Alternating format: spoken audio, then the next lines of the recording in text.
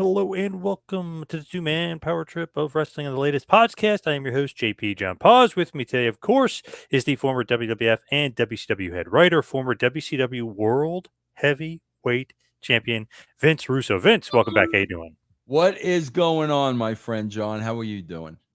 Doing good. I can't complain. I know you're going to love this topic today, by the way, just because it's very glaring of the creative and the writing. It's the highest rated Raw ever in the history of And that's got to wrestling. be This Is Your Life, right?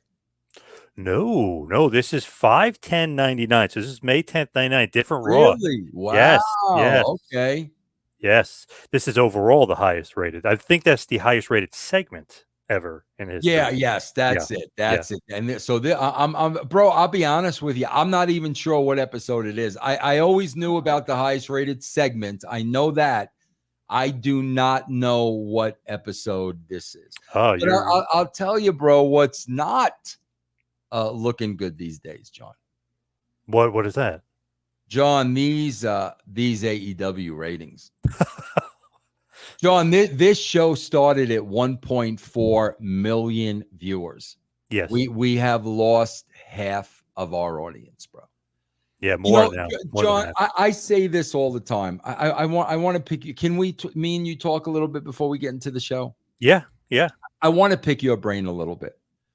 You know, my game is baseball. I'm an avid San Francisco Giants fan. Your game, football, I know you're an avid New York Giants fan. Yep. Okay, hypothetically, John, tomorrow, one of us wins Powerball. Now we have Shad Khan money. Okay? You and I decide. You decide. If you win, you're buying your Giants. If I win, I'm buying my Giants. Okay. Now, bro, I know without a shadow of a doubt, the very first thing we're going to do is we are going to hire the best people for the most important. I doubt very much that John Poz is going to coach the Giants. And I doubt very much Vince Russo is going to sit in the dugout and manage the Giants. No, bro. We're going to spend the money to get the best people possible. Yes. And here's the thing, John. Even though you and I would be living our dream, absolutely without a doubt, living our dream, bro, with both of us coming from the East Coast, I know we would have one thing in common. We would, whether we're living the dream or not, we would still want to win. Yeah. We would still want, it doesn't matter that we own the team. It doesn't matter that you can be the coach and it doesn't matter. We would want to win. I got to ask you this question, and this is all hypothetical. You don't know the answer to this. I don't know the answer to this, but I'm constantly asking myself. Tony Khan is living the dream. He's made that clear.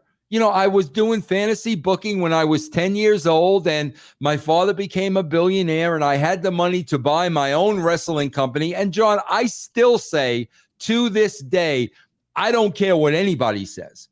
I still believe he was paying TBS, TNT, Warner Brothers Discovery to be on their network, because there's no way, bro, that show, that first show, Dynamite, would have been doing the numbers it was doing and the network would have added more shows. There's no way. They definitely wouldn't have added a third show.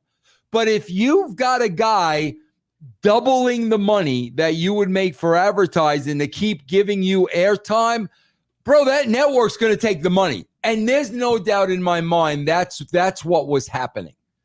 But the question I'm constantly asking myself is, he's living the dream. He's playing Booker. He's matchmaking, bro, dream matches. John, do you think at all he has the mentality of wanting to win? Like, you know, bro, when during the 83 weeks, we were driven by taking back what was ours. That's what we were driven by, bro. Number one, we had to stop the bleeding. Number two, we had to get back in the game. Number three, we had to catch them. Number four, we had to surpass them. It was all about winning. Do you think he has that drive at all? Or I'm a billionaire. I've got my own wrestling company. I'm playing with action figures, and I could care less whether we do 300,000 people. It's hard to say, but it just seems like he doesn't care. But I mean, hard to say, hard to get it into his head. But yeah, it doesn't seem like he has that type of tenacity, especially since Vince has been gone. It feels like they're in like cruise control. Okay, Vince is gone. That was our mission that we're going to beat Vince. Vince is gone. And well, guess what? WWE continued on, and now they're kicking ass. I don't understand it, bro, because I believe, like, especially us coming from the East Coast, bro, the will to win is built in. You know what I'm saying, bro? It's just everybody, you've got that competitiveness, especially East Coast people. And I just don't see that in him, I can't disagree, but I'm not sure what's going on over there. Yeah, bro. I don't know what they could do. I'm not sure. I think it was 672 yesterday. Come Yeah. on, bro. Like, start hiring the people you need and putting them in place. Come on, man. It's ridiculous. Yeah, one of their worst ratings ever. So the worst ever. Yeah, not headed in the right direction for sure. Yeah, but anyway, bro, let's talk about brighter times. Yeah, man. May 10th, 1999. Okay, Monday Night Raw. This is from Orlando, Florida, from the O Arena. Like I said, highest rated ever. Nitro unopposed. So there's no Nitro because of the NBA playoffs. So you guys do an 8.1. But here's the kicker, though. Then people are going to say there's no Nitro. But the excuse nowadays that people always use is the NBA playoffs and the NHL playoffs. So I checked and I looked at the NBA ratings at that point because obviously the NBA playoffs are going on in 1999 as well. Raw beat the NBA by 7 times the amount. Get out of here, bro. Yeah. Yep. And the NBA actually, they were on instead of Nitro. Nitro would have beat them by 2 times the amount if the regular Nitro rating came in. So you guys absolutely destroyed the NBA playoffs. And I want to explain to people, bro, because I don't think people understand this, John. When John talks about 8.1, bro, we're not talking about 8.1 million people. We're talking about a higher number. Yes. Today, bro, they go by viewing audience. Back then, bro, the 8.1 represented the percentage of televisions that were on and they were watching your show. This ain't households. This is the percentage of everybody watching TV. 8% of the people were watching your show. That 8.1 is a higher number than 8.1 million people. So understand, bro, you're looking at, AEW had 762,000 viewers. This is a percentage. However many TVs were on that night, 8% of total televisions were watching this show. But to beat the NBA by 7 times, bro, that's ridiculous, man. And at some points, beating them by 10 times. So depending on what you guys had on, you beat them by 10 times at some point. So I even went through and I did the quarter hours. So I got 8 quarter hours. I'll just tell you what it was. So 8.1 rating, yes. But so you open up with a 7.5 million people watching. So it's like, okay, good start. But it only goes up from there. So then the second quarter is 8.7 million. The third quarter was 9.1 million. The fourth quarter, 9.4 million. The fifth quarter, 9.43 million. The sixth quarter, which broke a record here, was 9.8 million, which is so funny because it's the Main Street Posse against the Stooges. So that's crazy. Then a 9.6 million for the seventh quarter. 8 quarter was 9.4, and of course you guys had an overrun. The overrun, 10.5 million people watching. So at the highest point in the show, you guys did over 10 million, 10.5 million people watching. So 8.1 rating, yes, but 10.5 million were watching at the highest point of the show. Wow, yeah, bro. See, I didn't know any of that, and I do appreciate you doing all the numbers. That's why I'm thinking, bro. It's like, all the flack and all the bullshit I get. It's like, do I need to? Am I supposed to apologize for raising the bar? Is that what you want me to apologize for, bro? For raising a bar that nobody's ever been able to meet? Because, John, I am so sick and tired. Let's break this down into the simplest logical form. I am so sick and tired of hearing NBA playoffs, NHL playoffs. Okay, bro. Why are they watching the NBA playoffs and the NHL Stanley Cup? Why are they watching that over wrestling? It's real simple, bro, because it's better. They're watching that because it's better. These are the choices we have, and this is what we want to watch. So you can keep throwing the NBA and the NHL out as an excuse. They're watching those shows. They're watching those games over wrestling because those games are better. Bottom line, bro, period. And you always hear from wrestling, it's like, oh, let's take it easy because we're going up against the playoffs. That wasn't your guys' motto at all back then. You can't take it easy. Bro. Absolutely never. You never, ever take it easy, bro. Never. So really, before we get into the show, just curious, Sable will leave controversially pretty soon after this, and her departure. Obviously, that has nothing to do with you. That's more her and Vince. It's what's going on. Was there plans in place? Like, what were you going to book for her had she stayed? Like, obviously, you wanted her to stay because she's a huge ratings draw. But what was kind of the thought process on, like, hey, what were we going to do with her had she stayed? Because obviously, she does leave. John, again, I went month to month. I never went long term because if you try to book long term booking in wrestling, you're just wasting your time. That's where Eric and I always butted heads. Eric always wanted a 6-month arc or a 9-month arc. And I'm like, come on, bro. People are going to get hurt. People are not going to deliver. There's going to be people that are going to exceed their potential. There's going to be contract issues. It's a waste. I hate wasting my time. That is a waste of time. I bet you, bro, though, looking at where it was going, I bet you we would have got a little bit more into McMahon Sable.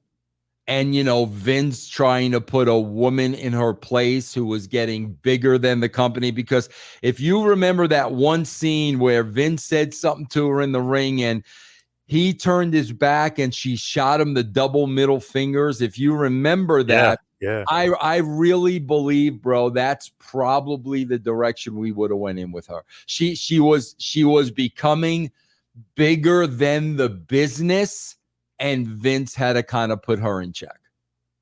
When you look at her, her leaving, were you shocked that she was departing? Because she was so popular. I wasn't shocked, bro. I was really, really, really, really disappointed because, bro, I had a very, very close relationship with her and Mark. And, this all came down to and stemmed from a lawsuit that she filed that I knew nothing about. They, neither one of them ever told me there were any issues or harassment. I knew nothing of any of that. So then all of a sudden, when I'm catching wind that, she's suing the company, it was very, very disappointing to me because they totally kept me in the dark about that. And kind of changing gears a little bit, now there's a corporate ministry. So the corporation, the ministry came together. They had just been feuding. Why the thought process of putting them together to create the corporate ministry? Bro, again, to not repeat the same thing over and over and over again.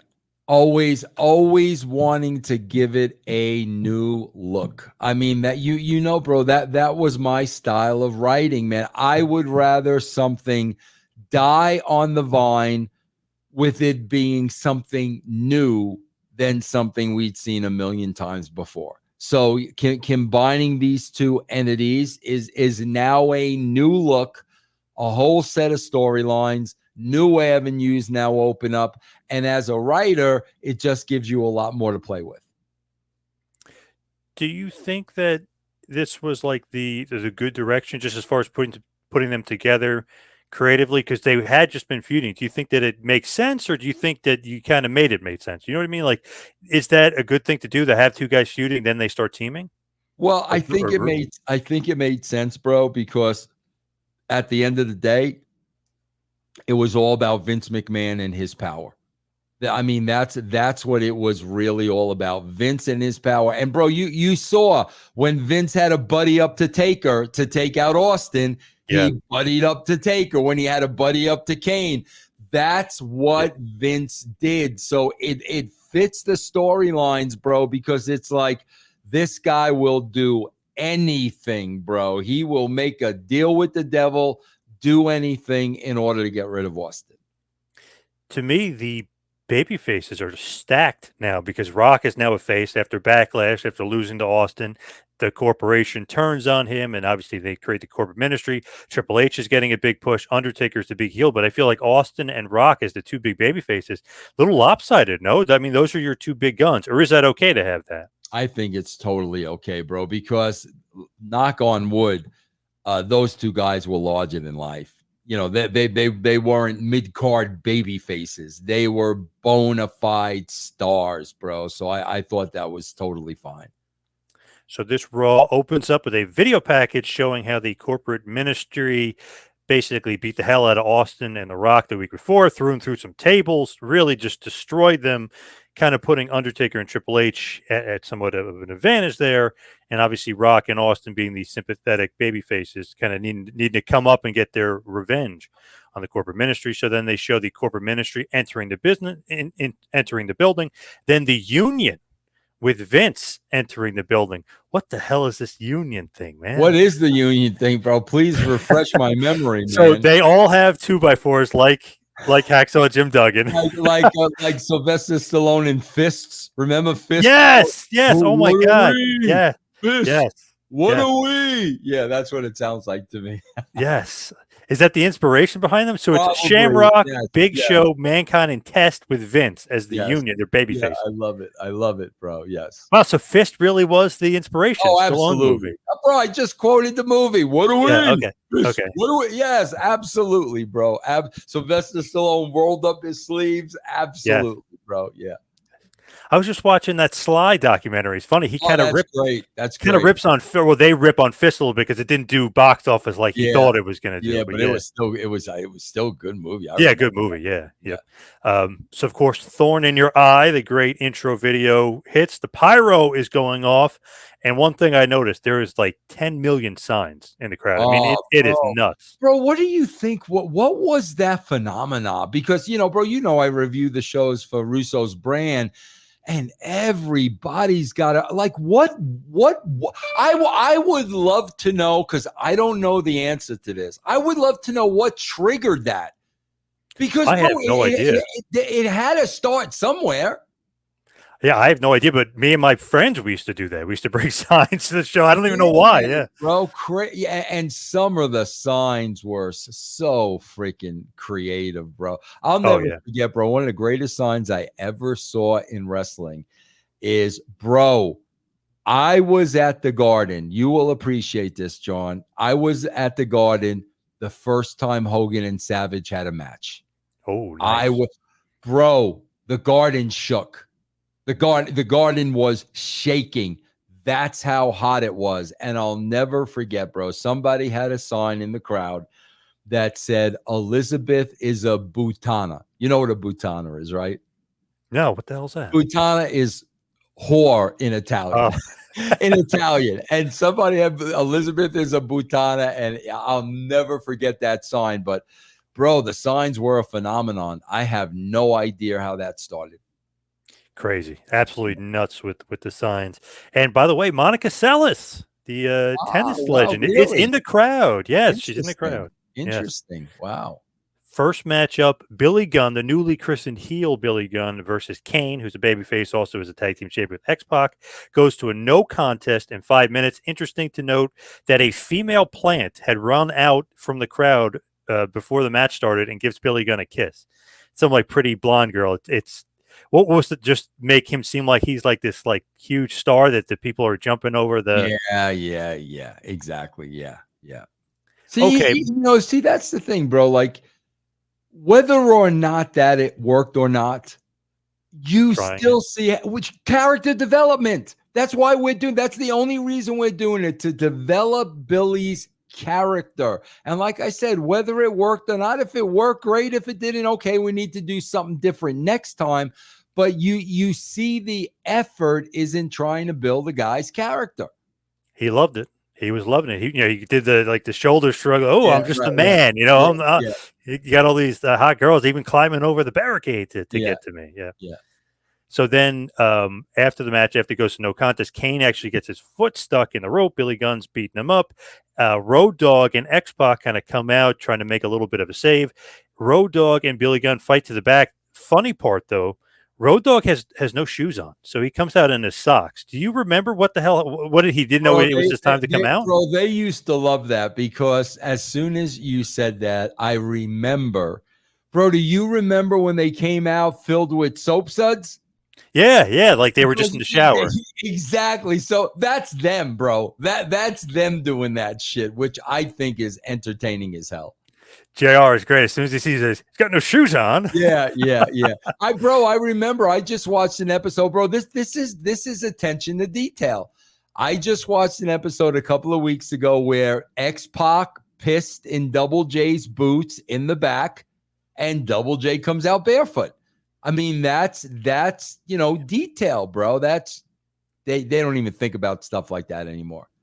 But it does make sense. If he was going to run out there, him and Billy Gunn are feuding at this point. So, they split up the Outlaws. So if he's going to run out there and he didn't know he was running out there, obviously he doesn't. He just runs out there. He doesn't have his shoes on. He's not ready to go. Absolutely. He looks like he maybe just like got out of or something. He's just not ready.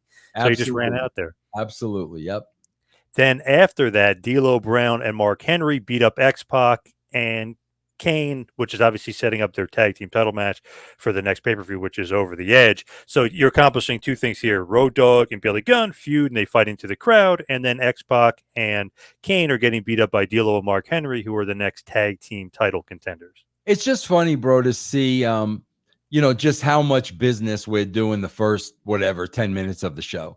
The first and you don't see that anymore, bro. Like even now, I swear to God, John, it is so obvious that they've gone in the way of like good wrestling matches and stories. Because if you're noticing now, bro, every in-ring now, it ends with a mic drop. There's no the heel getting heat on the baby face. It all ends with, oh my God, we can't wait to see that great fake match. That's how, and so that is telling you the emphasis today is clearly on the match and not building characters and not building storylines. So then we have a big in-ring segment next. I mean, this is going to take up a lot of chunk of time, but it's interesting because there are so many. Shawn Michaels are going to show him in the back. They're going to announce so many matches for the show. Michaels obviously has his paper. He's reading. Okay, so he's the guest. He's the commissioner. Oh, bro, this is one of my favorite shows. So he gets to book whatever he wants. Yes. Yep. Okay. Shane McMahon thinks he's in control, but Michaels comes up on the Titantron and basically says, "You're not in control." Matches, right, Michaels? Yep. Bro, I remember this being one of my favorite shows because the whole idea is if Shawn Michaels was in charge for a night, what would Shawn Michaels book? That's the whole idea. So now I remember this was one of my favorite shows. So Michaels will be on the Titantron, but the Union comes out. Vince McMahon, Mankind Test, Shamrock, and the Big Show with 3 security guards who are in riot gear. While Vince calls out Shane McMahon, Shane comes out on the stage with the corporate ministry.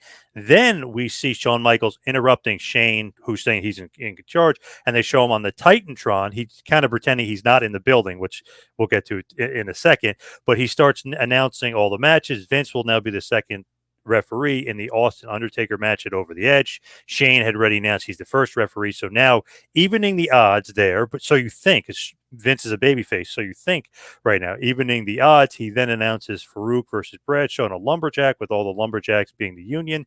Test versus Bossman in a nightstick match. Briscoe and Patterson versus the Mean Street Posse in a loser leaves WWF match. I love that Shawn is booking all gimmick matches. Yeah. I love it. I love that, bro. Shamrock versus China, Big Show versus Paul Bearer, no ministry interference. If they do, Taker loses his title shot at Over the Edge. Cactus Jack versus Midian and Viscera in a handicapped hardcore match. Deborah versus Sable for the women's championship match in an evening gown match. If Sable loses, she'll be not only stripped, she'll be stripped of the title. And then Austin, Rock, and Vince versus Triple H, Taker, and Shane in the main event of the evening. Michaels then says to the Union, who are those 3 guys? They need to unmask. One's Patterson, one's Briscoe, and the third is your special guest referee for the evening. It's Shawn Michaels himself. So obviously everything I was on the Titantron was pre-recorded. And then he dances and he does this weird thing to Vince where he's like pretending his back is bad. It's like this weird little dance. And then he shakes it off. And then he's like, ooh, I guess I'm okay. Like basically, I guess because of Lloyd's of London, maybe just pretending a little bit, but obviously a little wink, wink, little nod that he's not really hurt. Wow. See, bro, we know Nitro's not on, and this is our opportunity to get the entire audience. Like I said, bro, they do this every year. The Raw after WrestleMania, bro. You know you're going to have a huge audience, and you've got to grab it. This is exactly what we're doing. We know we got the whole wrestling audience on Monday night. Too many gimmick matches, bro, do you think, or no? No? Hell, no. Bro, casual fans love gimmick matches, bro. Because a gimmick match is a spectacle. That's what it is, bro. And the casual fans love gimmick matches. So then we have the first match back after this long segment, which was very highly rated, but a long segment there. Paul Bearer versus the Big Show. Obviously, no one can interfere. Goes 3 minutes, really a no contest. Undertaker does end up coming out because Big Show basically begs him to come out. Does a very high rating. Big Show seems to be kind of killing it. When I was looking up the quarter hours, he seems to have been killing it for the quarter hours. HBK is on commentary, and he does say it's okay for Undertaker to come out because Big Show said it was okay. Then the corporate ministry and the Union all come out, and there's this huge brawl. But the funny thing is, Paul Bearer does take some legitimate big shots from Big Show. I don't know if it was a rib on Bearer or what, but he really was laying in some shots. Oh, I guarantee it was a rib. Oh, I can't wait till this show comes up in my my Attitude Era review, bro. This sounds like such an entertaining show. Does it matter? 2 no contests in a row to start the show? Does that matter?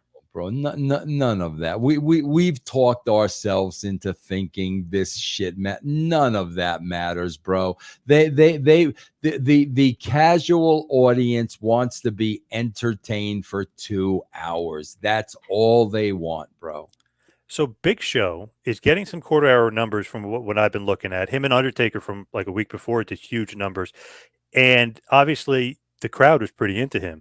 Is this something where he's from WCW? There's no way in hell Vince is going to give him a big push right away, or does that not even matter? Not when he's working with me. You know what I'm saying, bro? Yep. I'm not seeing that at all when I'm working with Vince, you know, and we're at his house booking these shows. I'm not seeing that at all.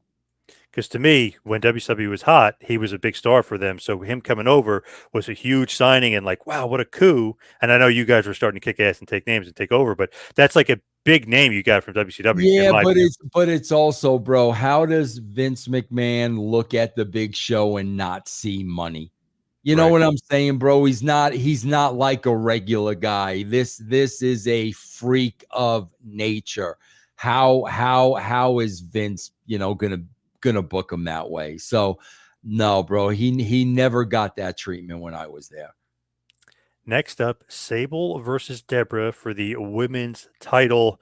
Basically, Sable wins the match. It's the evening gown match. She wins. She kind of does it dastardly because she kind of does it when Deborah's not paying attention. Obviously, the evening gown match, you got to strip her down to the bra and panties.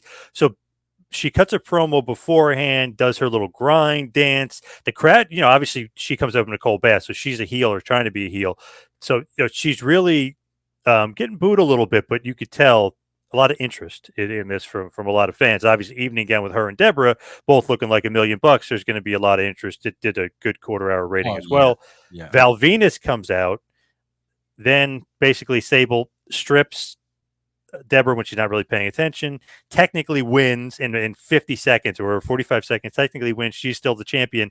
But Michaels, as the commissioner, comes out and basically says, "Hey, sir," to Nicole Bass, calls her man. She's like, "Excuse me, sir." He goes, "I don't like the way Sable did that. That was cheating. I'm reversing the decision. Deborah wins. She's a new women's champion." Wow.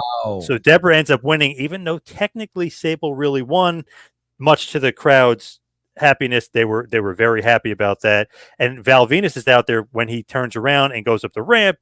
Jarrett turns around, nails him with a guitar, setting up their match for later on in the evening. So HBK is declaring Deborah the winner, even though she lost. What are your thoughts on that? Swerve, bro. Swerve on top of bro. When's the last time we saw a Swerve? Like I can't. I watch these shows every week. I can't even tell you when is the last time we didn't see something coming? I couldn't even tell you, bro. I couldn't tell you.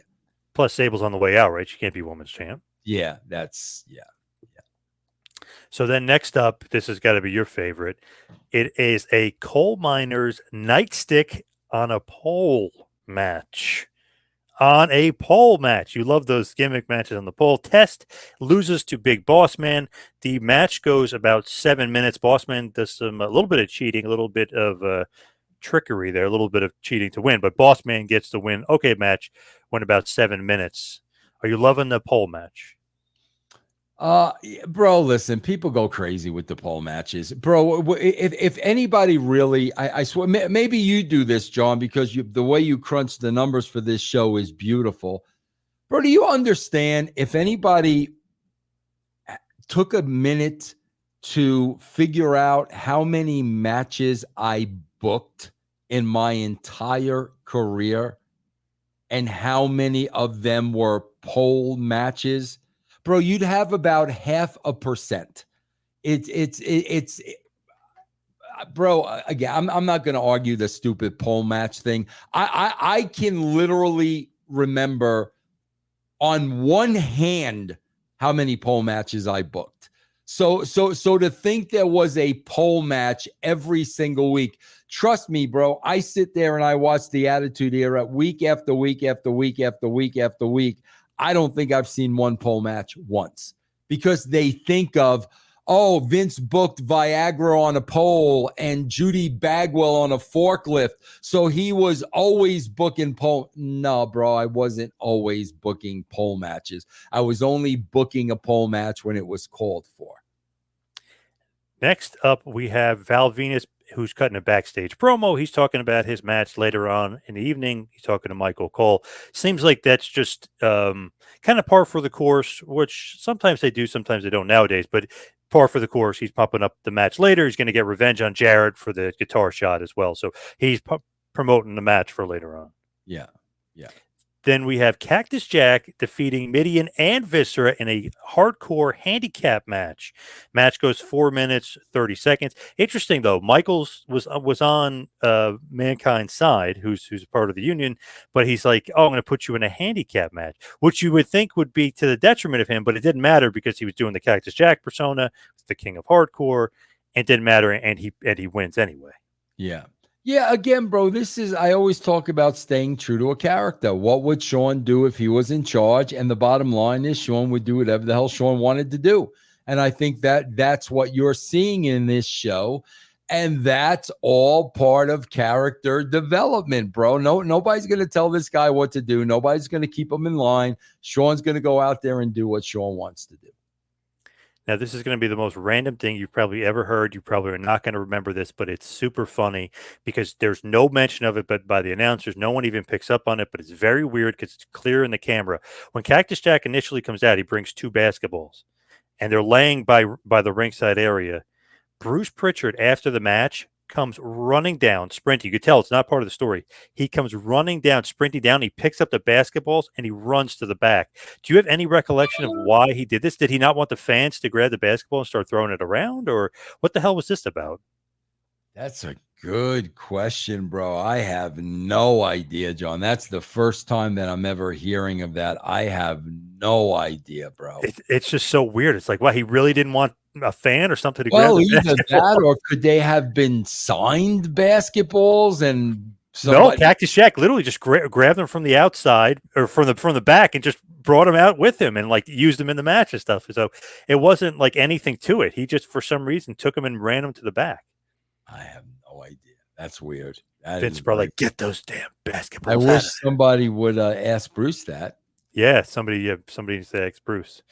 So then we have a China promo backstage on Ken Shamrock talking about their match later on in the night. Obviously, Michael Cole is doing the interview. Shamrock, by the way, the little storyline is, he's a babyface. He doesn't want to beat up a woman. And she's like, well, too bad. I'm going to kick your ass anyway. Yeah, how do you not want to watch that match? Like you have no idea what's going to happen in that match. Again, just comparing it to today's Raw, the finish of every match. Every match is so predictable. You're telling me this. I wrote the show, and I'm wondering what the finish of the match was.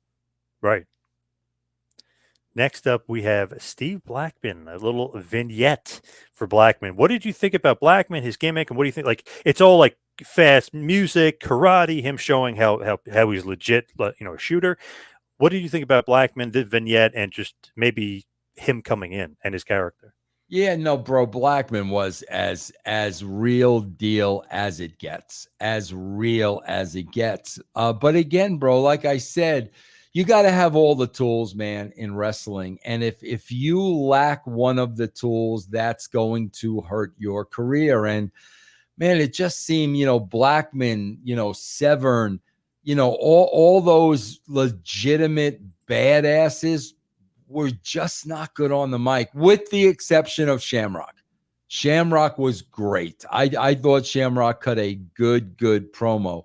But yeah, bro, I mean, Blackman was the real deal, but his mic skills were going to, go on to hurt him a little bit. So then we have Bradshaw versus Farouk in a lumberjack match where the Union are the lumberjacks. Basically, this match ends up going to a no contest as well because the Union interferes in the match. Obviously, but Bradshaw and Farouk are really fighting each other. So it just shows you like they wanted to kind of prove to each other who's tougher. And obviously that's their characters. They don't, oh, you want to book the match? So what? We'll fight each other and then we'll beat you up too. So it was one of those things where it kind of made sense that they didn't even care. They just fought each other. Yeah. Then the Union is beating them up. Then the corporate ministry comes out. Then all the Union comes out with their 2x4s, and another brawl breaks out between the corporate ministry and the Union. You're seeing a lot of Union on this show. Do you like that? Yeah, well, bro, I swear to God, bro, you're seeing this a lot on the shows too. Bro, the live crowd loved those brawls, bro. They just loved when everybody was fighting. You see that once in a blue mood today. We used to do that quite a bit because they loved it. They just, I noticed that again as I'm reviewing these shows. Man, when there was a massive brawl, people would go nuts. Do you like all the faction warfare, like corporate ministry versus Union? Do you like all that? Because it's a lot of guys. It's a lot of guys, bro, but a lot of guys are getting on the show. A lot of guys deserve to get on the show. And as long as it's working, that's the only thing that matters. That's all that matters, bro. Do you think that the Union, I don't know, do you think it's a little corny for this era? You know what I mean? Like, I know they got the 2x4s and stuff, but just thinking of in general for the Attitude Era, do you think it's a little corny that they're like these baby faces and we're going to stand up for what's right? And I don't know, they're a little cheesy to me. Bro, yeah, I'll be honest with you, John. I got to go back and watch it because I don't remember like the Union at all. Like, I swear to God, bro, I don't remember that at all. So I would have last very long. Yeah, I'd have to go back and watch some of this and tell you what my feeling was. Because if I feel it was cheesy, I'll tell you that, But I can't tell you that now, bro, not really remembering it. But it's funny. Obviously, Vince is going to turn. I mean, he's really going to be the higher power. He's going to be the heel. But he's with Shamrock, Test, Big Show, and Mankind, who really have no connection to each other than their baby faces who hate the corporate ministry. You know what I mean? Like, there's no real connection with them. Yeah, they banned for a cause. Yeah. Yeah. Yep. And obviously, Vince is going to be a swerve, bro, which we talked about last week, too. He's not really the higher power. They do, of course, keep teasing this higher power. So, I mean, the build is there. As far as we're building it up, it's interesting. I don't know if with Vince being the higher power, I don't know if I particularly like that or not. It felt like maybe going back to the well with Austin versus McMahon again. Well, I told you it was Plan B. Yeah, exactly. Yeah, so that wasn't the original plan. Yeah. Yep. And obviously, we were kind of talking about. I was like, "Oh man, Jake the Snake Roberts would have been great." And then you said, obviously, well, with the guy who's drunk in a stupor in the back and can't even get up, he's never thought. Yeah, exactly, bro. He would have been the best, no doubt about it, bro. But man, he was in a bad place back then. Man, I even remember for whatever reason there was a rumor online it was going to be the franchise Shane Douglas too, and I was like, "No way that they're going to let a guy from ECW come in and be the leader of a faction." Like, no way. Just like as far as being ahead of Undertaker and Triple H. No, never.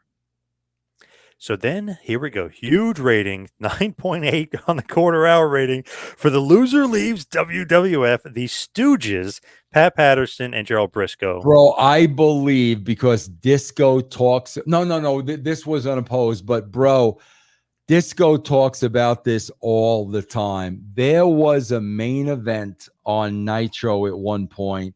And bro, I think it was Hogan and Savage. I think it was, but there was a huge main event, and the Mean Street Posse and Patterson and Briscoe had a match and beat like this huge main event because Disco laughs about that all the time. So, man, I don't know what it was about the Mean Street Posse and Patterson and Briscoe, but like I said, bro, this crowd wants to be entertained. Casual fans want to be entertained, bro. They know wrestling's fake. Okay, bro, they know that. These matches are not real. You could do Japanese hardcore and all this stupid shit that you want, stand there and chop each other. They know it's a work. They want to be entertained. And you put these two groups together, bro, that was as entertaining as it got. Here's the funny thing about this. So they show them walking to the ring and Briscoe and Patterson joking around. Patterson goes, man, he goes, this is going to be easy. I beat Nick Bockwinkel. I beat Harley Race, like all the stuff that he said. I beat Vern Guy, all the stuff. Briscoe goes, well, I beat Ric Flair, and then, they're going to the ring. So, I mean, they're taking shots. Then they come out to Real American, which is Hulk Hogan's theme song. They're doing the poses. They're doing the rip shirt. The crowd loves it. Super great, bro. Great stuff. They just want to be entertained, bro. People take wrestling today way too seriously, man. And they end up getting the win. So the Stooges, Briscoe and Patterson, defeated Mean Street Posse, Pete Gas, and Rodney in about 2 minutes, 10 seconds. Loser leaves WWF. So bye to the Mean Street Posse. What do you think about that?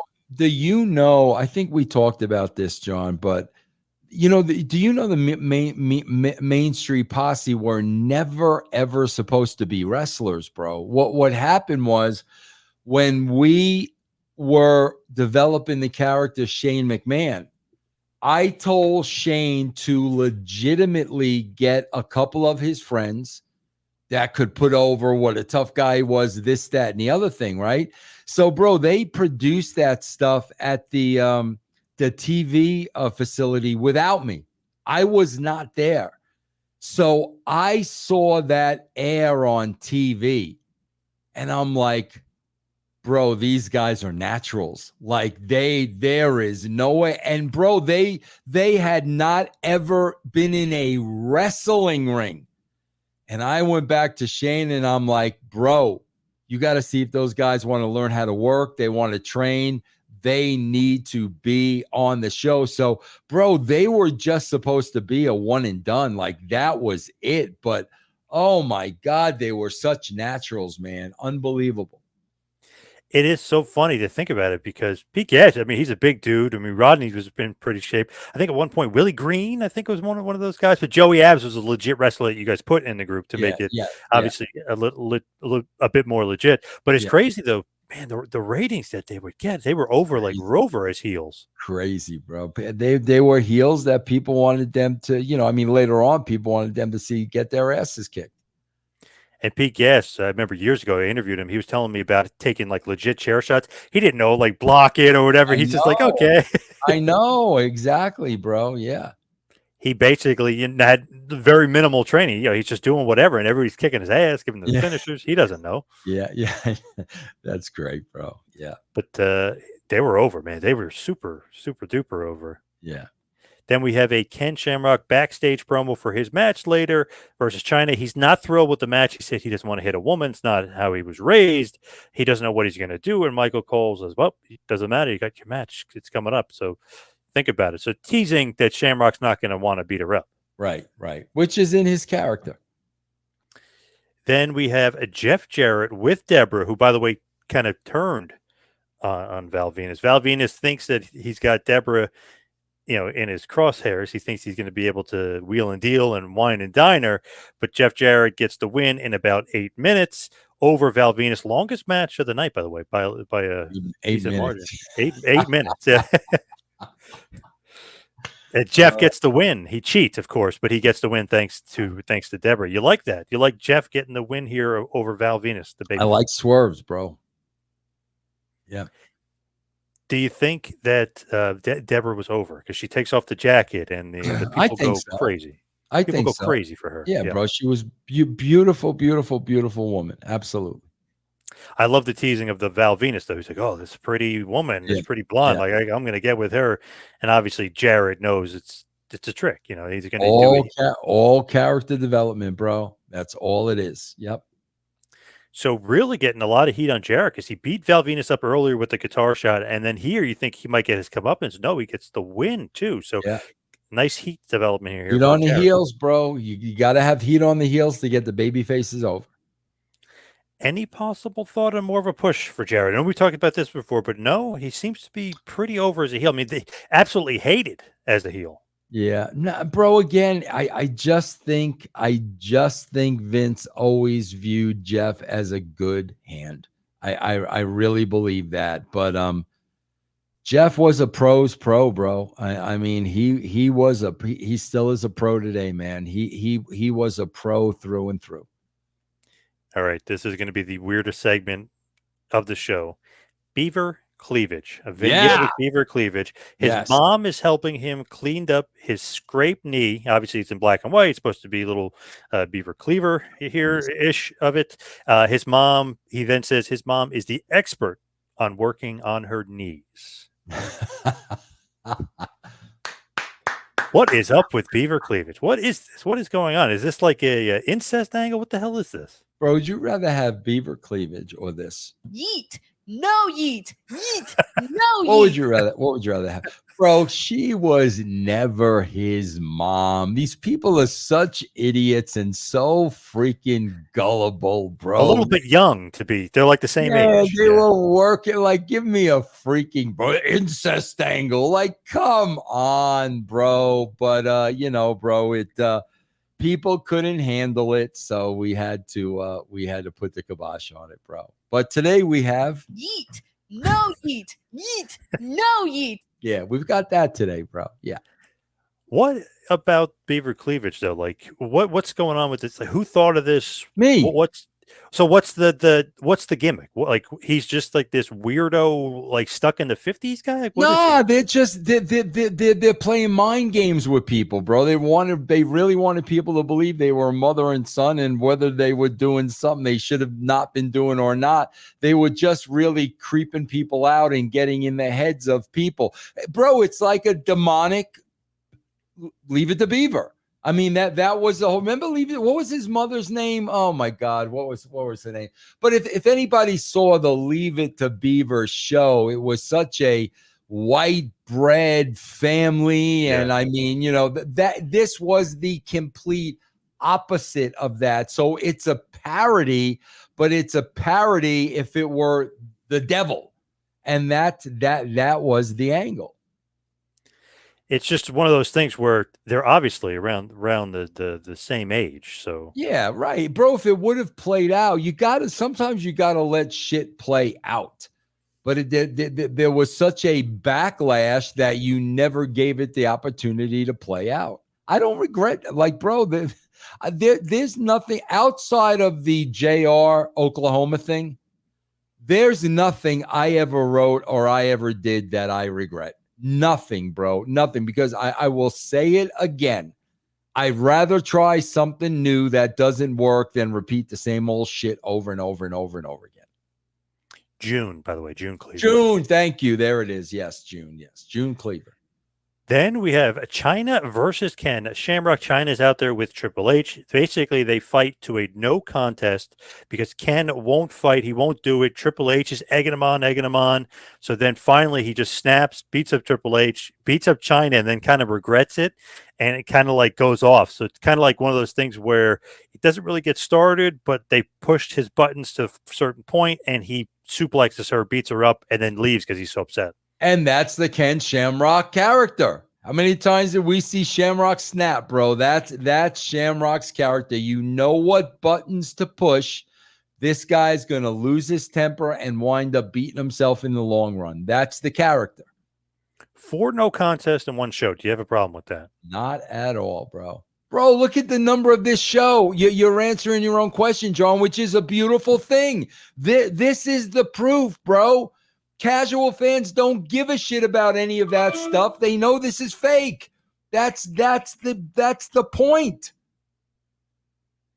And the audience pretty much, for the most part, goes up, obviously, until the overrun, it goes way up.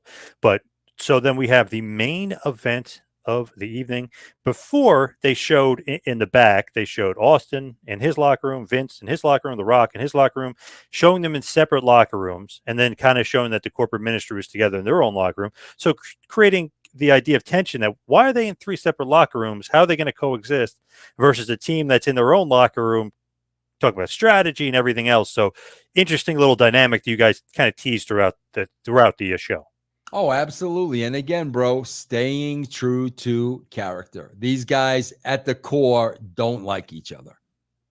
Yeah, why would they be hanging out? Right. They wouldn't be, especially because Austin was just feuding with both those guys, and Austin doesn't really trust Vince either. And never will. So Steve Austin, The Rock, and Vince McMahon beat The Undertaker, Triple H, and Shane McMahon in just about 5 minutes. Shane almost loses to Vince in the pin. Austin decides basically gives Shane a stunner after all the craziness and the brawl and the match is going on. Gives Shane a stunner. Vince goes for the pin. Austin's like, whoa, wait a second. He takes Vince, throws him off, picks up Shane, stunners him again, and then pins him 1, 2, 3. So Austin gets the win over Shane. Huge pop. I mean, there's like a different level of energy. I mean, so many guys get a big pop. Austin, there's like a ruckus. It's like there's a different level to his pop and his stutter and everything. So he was over like nuts here. Crazy, bro. Crazy. Everybody, bro. When everybody wants to be somebody, that's when they're going to be everyone wanted to be Steve Austin, bro. Everybody, every child, every man, like everybody wanted to be Steve Austin. Michaels, of course, was a special guest referee, so he counted the 3.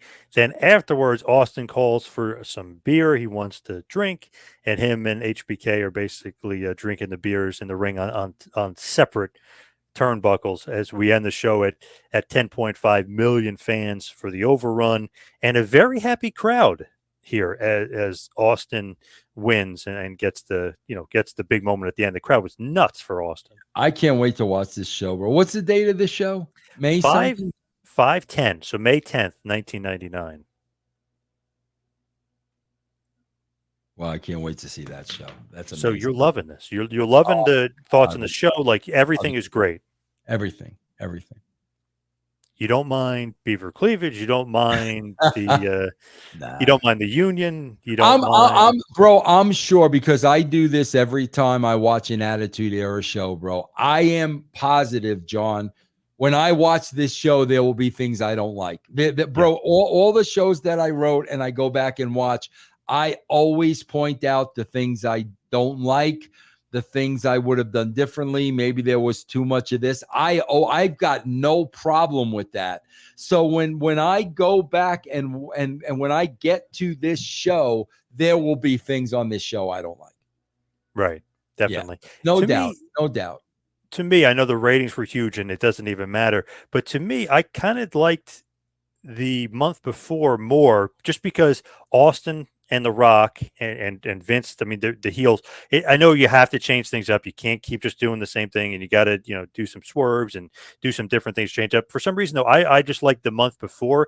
The show was good. It was okay. Just for some reason, I don't know. I just didn't like, and obviously the ratings proved me completely wrong, but I just didn't like it from earlier shows because I liked Austin versus The Rock, Austin versus Vince. Bro, I might feel the same exact way. Like, seriously, John, I might feel the same exact way. That's why, I'm going through the process of, I do the show every 2 weeks, so it's not overkill. And that's why I'm going through the process. I may feel the same exact way when I get to this. So you're building up Austin versus The Undertaker. There's a higher power kind of looming. Vince and Shane McMahon are both going to be referees in the match, which is, when you think about it, not going to be good for Austin. And right now you think it is because you think Vince is a babyface, but it's not going to be good for Austin. So Vince is going to kind of one-up him at the Over the Edge pay-per-view. Just interesting thing, like Undertaker again is going after the title. Obviously, he's the leader of the corporate ministry. Do you like that, though, Taker going versus Austin again? Because, that obviously that feud's been done.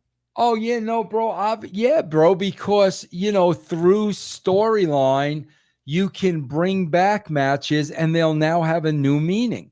You can do that through storyline. That's why, bro, I didn't care how many times, Rock faced Austin or Rock faced Triple H. Like, I didn't care because I knew every time, based on the story, it would mean something, bro. As long as the story is there, it's going to mean something.